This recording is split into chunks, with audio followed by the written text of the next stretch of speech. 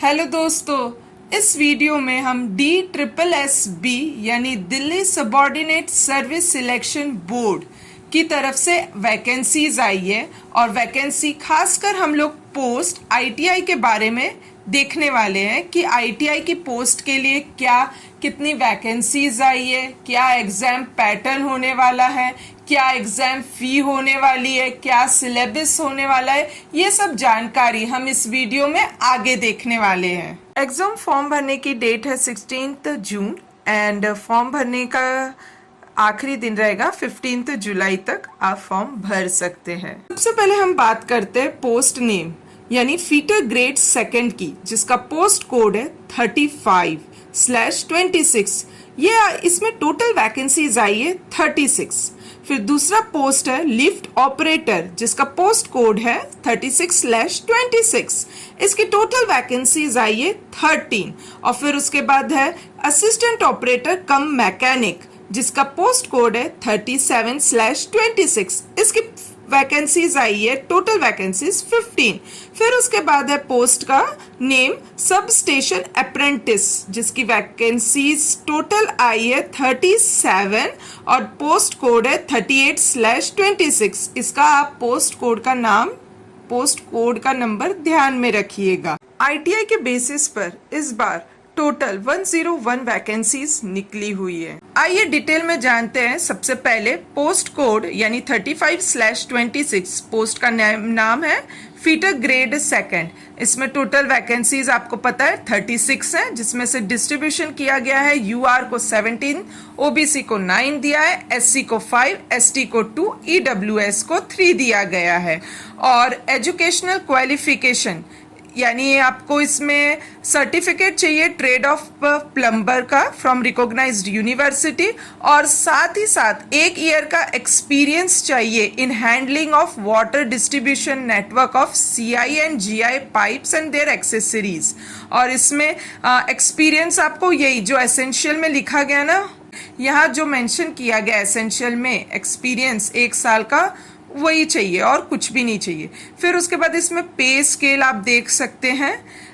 Group C में रहेगी ये कैटेगरी और इसका एज लिमिट है 20 से 32 ईयर।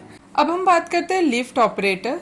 पोस्ट कोड है 36/26 और इसमें टोटल वैकेंसीज आई है 13, जहाँ पे UR को 2 है, OBC को 6 है, SC को 3 है और ST को 0 है, EWS को 2 है। और यहाँ पे आपको एजुकेशन क्वालिफिकेशन जो बहुत ज़रूरी है, एसेंशियल है, वो है 10th या फिर 12th। सेकंड नंबर पे है ITI सर्टिफिकेट इन इलेक्ट्रिशियन या वायरमैन में। यहाँ पे कोई भी एक्सपीरियंस की ज़रूरत नहीं है। और पे स्केल आप देख रहे हैं, पे level 2 group C। Age limit आपको 18 से लेके 37 ईयर है, जिसमें काफ़ी लोग भर सकते हैं और ऊपर से रिलैक्सेशन भी मिलने वाला है। फिर हम बात करते हैं post name of the post assistant operator come mechanic, जिसका पोस्ट कोड है 37/26। इसमें एसेंशियल क्वालिफिकेशन देख लेते हैं, 10th या फिर 12th भी हो तो PCM से होना चाहिए। हाँ, यहाँ पे टेक्निकल क्वालिफिकेशन क्या चाहिए, ITI in the trade off refrigeration या फिर एयर कंडीशनिंग में। और यहाँ एक्सपीरियंस पे है लिखा हुआ है, मिनिमम एक्सपीरियंस आपको 2 साल का होना चाहिए एयर कंडीशनिंग इन रेप्यूटेड फर्म या फिर मैकेनिक, एयर कंडीशनिंग मैकेनिक या फिर एयर कंडीशनिंग ऑपरेटर। और पे स्केल आप देख सकते हैं, पे लेवल 2 रहने वाला है ग्रुप C और एज लिमिट है 18 से लेके 32 ईयर। अब हम बात कर लेते हैं पोस्ट कोड 38/26, जिसमें नेम ऑफ द पोस्ट है सब स्टेशन अप्रेंटिस। ये आपका 1 साल का अप्रेंटिस नहीं है, ये अप्रेंटिस वाली पोस्ट अलग है। फिर एजुकेशनल क्वालिफिकेशन की बात करते हैं, जिसमें 10th क्लास चाहिए है और साथ ही हमें इलेक्ट्रिशियन ट्रेड में यहाँ पे सर्टिफिकेट मांगे गए हैं, 2 साल के हैं वगैरह। एक्सपीरियंस नील है और पे स्केल आप देख सकते हैं, पे लेवल 2 है, ग्रुप C है, एज लिमिट आपको 18 से 32 ईयर है। दोस्तों एक इम्पॉर्टेंट पॉइंट है जो कि आप OBC कैटेगरी से रिलेटेड है। जो ओबीसी के कैटेगरी में आते हैं और एनसीएल खासकर और दिल्ली में रहने वाले, तो उन्हें ही रिजर्वेशन मिलने वाला है, इसका फायदा होगा। और जो ओबीसी होने के बावजूद एनसीएल में भी है और दिल्ली के लेकिन बाहर है, तो उनको फायदा नहीं है, यहाँ पे साफ साफ लिखा गया है। एप्लीकेशन फ़ी आपको मालूम है 100 रुपीज़ लगने वाला है। वुमेन कैंडिडेट जो कि SC ST PWD है उन लोग को, और साथ ही साथ एक्स सर्विस मैन को भी फीस नहीं लगने वाला है, और ये फॉर्म ऑनलाइन रहने वाला है। अब हम एग्जामिनेशन पैटर्न की बात कर लेते हैं, जो कि 1 टायर में टेक्निकल वालों के लिए रहने वाला है। आपको बोला था पोस्ट कोड को ध्यान में रखिएगा, जैसे 35, 36, 37, 38 ये ITI के बेसिस पे निकला हुआ है पोस्ट है।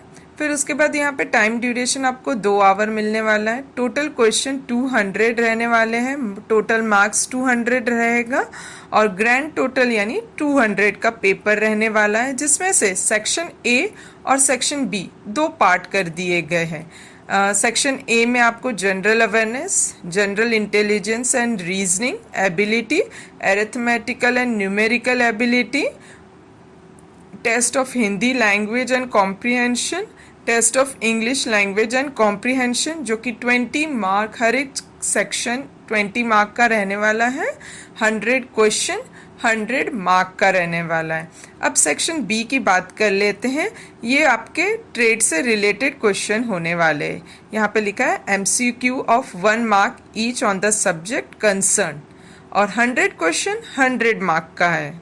यहाँ पे एक नोट करने की बात लिखी गई है कि खासकर 1 टायर टेक्निकल एग्जामिनेशन में सेक्शन B में आपको मिनिमम क्वालिफाइंग मार्क्स लाने होंगे। अब हम निगेटिव मार्किंग की बात कर लेते हैं।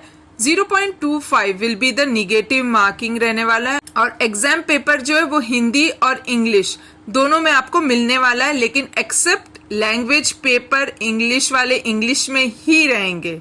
मिनिमम क्वालिफाइंग मार्क्स की बात कर लेते हैं। जनरल वालों के, जनरल या EWS के लिए 40% रहेगा, OBC दिल्ली वालों के लिए 35% रहेगा, SC ST PH या PWD वालों के लिए 30% रहेगा। ठीक है, इस फॉर्म से रिलेटेड आपको कुछ भी डाउट हो या कुछ भी क्वेश्चन अराइज हो रहा हो तो आप कमेंट बॉक्स में कमेंट कीजिएगा।